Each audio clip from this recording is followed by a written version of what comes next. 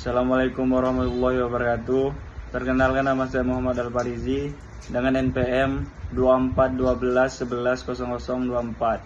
Saya di sini sebagai ketua. Assalamualaikum warahmatullahi wabarakatuh. Perkenalkan, nama saya Firly Soni. Nomor NPM 2412110027. Saya di sini sebagai pembaca materi.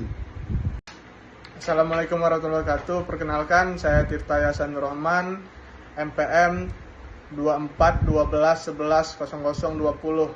Saya di sini sebagai pencari materi. Leadership atau kepemimpinan adalah kemampuan mempengaruhi orang-orang dan menyediakan tempat kepada mereka untuk mencapai tujuan organisasi. Definisi kepemimpinan adalah, menurut Gibson DKK 1996 334, yang menjelaskan bahwa kepemimpinan adalah upaya menggunakan berbagai jenis pengaruh yang bukan paksaan untuk memotivasi anggota organisasi untuk mencapai tujuan tertentu. Dan menurut Fremont E. Cass dan James E. Rosenzweig juga mengatakan bahwa kepemimpinan adalah kesanggupan untuk membujuk orang lain dalam mencapai tujuan secara antusias. Kemudian, behavioral perspective, ada dua perilaku kepemimpinan, yaitu people oriented behavior, kemudian task oriented behavior. Kompetensi trait perspektif adalah mengidentifikasi karakteristik dari pemimpin yang efektif. Kemudian behavioral perspektif, lalu kontingensi perspektif berdasarkan gagasan gaya kepemimpinan yang paling tepat dengan keadaan, yaitu path goal theory, menyarankan servant leadership, yaitu pemimpin melayani pekerja dengan mengerti kebutuhan mereka dan memfasilitasi pelaksanaan tugas mereka. Path goal leadership theory yaitu adalah sebagai berikut. Situational leadership theory adalah pemimpin yang efektif bisa memvariasikan gaya mereka terhadap tingkat kesiapan pengikutnya. Kemudian transformational perspektif yaitu menjelaskan bagaimana pemimpin merubah organisasi dengan menciptakan, mengkomunikasikan, dan memperlihatkan model visi sebuah organisasi. Berikut adalah elemen of transformational leadership. Kemudian ada romanse perspektif, yaitu 3 proses persepsi. 1. Attributing leadership. 2. Stereotyping leadership. 3. Need for situation control. Teori dan model kepemimpinan. 1.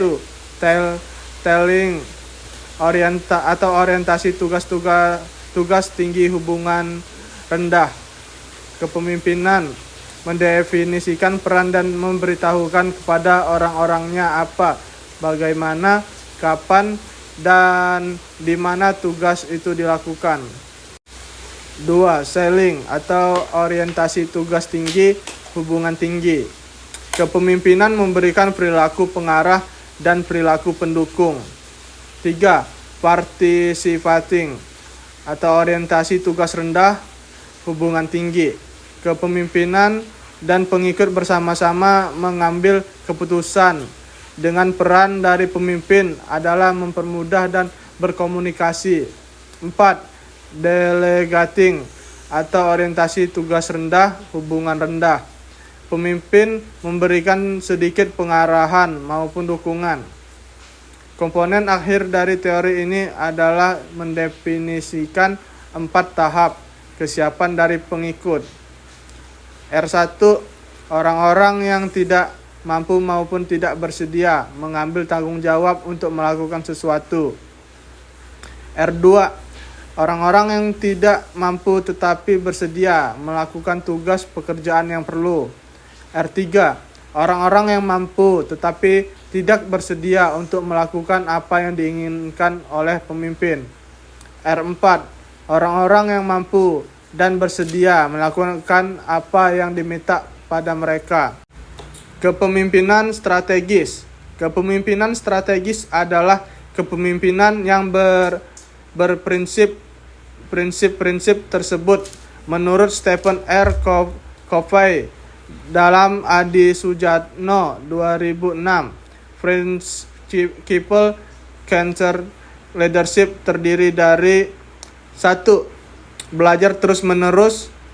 Mereka membaca, berlatih, dan mendengarkan masukan. 2. Berorientasi pada pelayanan. Mereka melihat hidup sebagai suatu misi dan tidak hanya sebagai suatu karir. 3. Memancarkan energi positif. Mereka optimistis, positif, dan modern. 4. Mempercayai orang lain. Mereka tidak bereaksi berlebihan pada perilaku negatif, kritik, dan kelemahan. 5. Hidup seimbang. Mereka memperhatikan keseimbangan jasmani dan rohani antara yang tradisional dan yang modern. 6. Melihat hidup sebagai petualangan. Mereka menghargai hidup di luar kenyamanan. 7. Sinergistik. Mereka memilih untuk memfokuskan diri pada kepentingan orang lain dan mampu membina energi-energi yang dimiliki organisasi. Dan 8. Melaksanakan pembaharuan diri. Mereka memiliki karakter yang kuat dan sehat serta berdisiplin tinggi. Dan terakhir, kepemimpinan strategis. Bernardin R. Wirjana 2002, prinsip-prinsip yang mutlak dalam suatu kepemimpinan strategis. 1. Mengerti diri sendiri dan selalu berbuat untuk perbaikan diri sendiri. 2. Menguasai keahlian teknis. 3. Mempunyai tanggung jawab yang bertanggung jawab. 4. Mengambil keputusan yang matang dan tepat waktu. 5. Menjadi peran atau role model bagi karyawannya. 6. Mengenal karyawan dan memperhatikan kesejahteraannya. 7. Membuat anggota selalu mendapat informasi yang mereka perlukan. 8. Menumbuhkan rasa tanggung jawab. 9. Menjamin bahwa tugas-tugas dapat dimengerti. 10. Melatih anggota-anggota sebagai tim. 11. Menggunakan sepenuhnya kapabilitas organisasi.